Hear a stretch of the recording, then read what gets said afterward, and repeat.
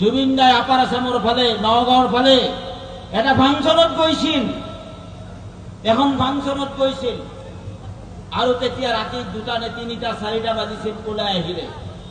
ওলাই আহি দেখিলে এটা ঘৰত সৰু সৰু ল'ৰাবিলাকে কোৰআন মুখস্থ কৰি আছে। আমাৰ হাফিজিয়া মাদ্ৰাছা বুলি কয়। কোৰআনখন কণ্ঠস্থ 7 বছৰ বয়সৰ পৰা 12 বছৰ বয়সত গোটেই কোৰআনখনে মুখস্থ কৰি দিয়ে। আমাৰো মুখস্থ আছে গোটেইখিনিয়ে। তেওঁ ওলাই গৈ দেখিলে ইয়াতে কি হয়, কৈছে এইখন মাদ্ৰাছা হয়। বোলে কি কৰে ইয়াতে? ওই গোটেই কোৰআনখন মুখস্থ কৰিব, এওঁলোকৰ কামেই হ'ল এইটো, কোৰআনখন কেৱল মুখস্থ কৰিব। হয় নেকি? কাৰ ল'ৰা এইবোৰ? বোলে এইবোৰ ইটিম মানে অনাথ, বেছিভাগেই মাক বাপেকৰ নাই। সেই মানুহ আজি পাবলৈ নহ'ব অসমত বিচাৰি, ভাৰতবৰ্ষত দুনিয়াত বিচাৰি নাপাব আপুনি পৃথিৱীৰ ভিতৰত বৰ্তমান অৱস্থাত। সেই ফাংচনত যিবোৰ 7 লাখ 8 লাখ 10 লাখ টকা পাইছিল গোটেই মাদ্ৰাছাখনত দি থৈ আহিছিল। গোটেই মাদ্ৰাছাত দি আহিছে। বহু সিদিনাখন পাইছে এজন ইমাম, আমাৰ ইয়াৰে কাহিনীপাৰাৰ নে কোৰ এটা, সেইটো ৰোজাৰ মাহত ৰোজা ৰাখিবি আৰু মোৰ কাৰণে দোৱা কৰিবি। 40,000 টকা ইমাম সাহেবক দি থৈ পেলাই গুচি আহিছে। অকল তেওঁ হিন্দুৰাই নাছিল, সকলোৰে আছিল। তেওঁ আলিম সকলৰ আছিল, ইমাম সকলৰ আছিল, পুৰোহিত সকলৰ আছিল, বাচ্চা সকলৰ আছিল, আইদেউ সকলৰ আছিল, সকলো জনতাৰ আছিল। আজি জনতাই কান্দি আছিল।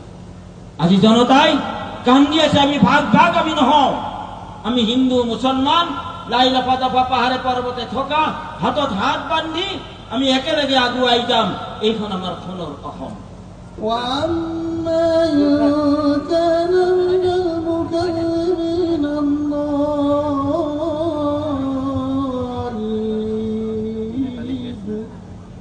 فنزل من حميم وتصلية جحيم إن هذا لهو حق اليقين فسبح باسم ربك العظيم বুঢ়ী পাগল যিসকল আছে সেই সকলো অসমত আজি মৰ্মাহত। আজি বেলি পৰ্যন্ত আন্ধাৰ হৈছে, চন্দ্ৰ পৰ্যন্ত আমি আন্ধাৰ দেখিবলৈ পাইছো। যেনিবা এটা কিবা বস্তু আমাৰ সমাজৰ পৰা গুচি গ'ল আৰু নাইকিয়া হৈ গ'ল। আন্ধাৰত আমি ডুবি আছিলো। তেওঁ আজি জুবিন দাই মানুহৰ মাজত ভাই ভাতৃত্ব কায়েম কৰিবলৈ আহিছিল। কোন হিন্দু আছিল, কোন মুছলমান আছিল, কোন সৰু আছিল, কোন ডাঙৰ আছিল, কোন পাগল আছিল, কোন বেপাৰী আছিল, কোন চব্জিৱালা আছিল, সকলোকে সমান কৰি থৈ গ'ল। এইখন আমাৰ দেশ, এইখন এখন আমাৰ সোণৰ অসম। আমি সকলোৱে এনেকৈ আমি যিমান দিন আমি ইয়াত থাকিম, হিন্দু মুছলমান খ্ৰীষ্টান লাই লফা দফা পাহাৰে পৰ্বতে থকা সৰু ডাঙৰ ৰজা প্ৰজা কান্ধে কান্ধে মিলাই যাম আমি।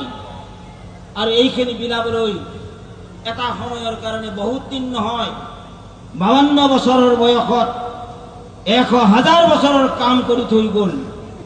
যে পাগলক মৰম কৰিব লাগে, চব্জিৱালাক মৰম কৰিব লাগে, সকলোকে মৰম কৰিব লাগে। ৰজা বুলি কোনো কথা নাই, প্ৰজা বুলি কোনো কথা নাই। জুবিন দা জনতাৰ ৰজা আছিল, জনতাৰ হৃদয়ত সোমাই গৈছিল।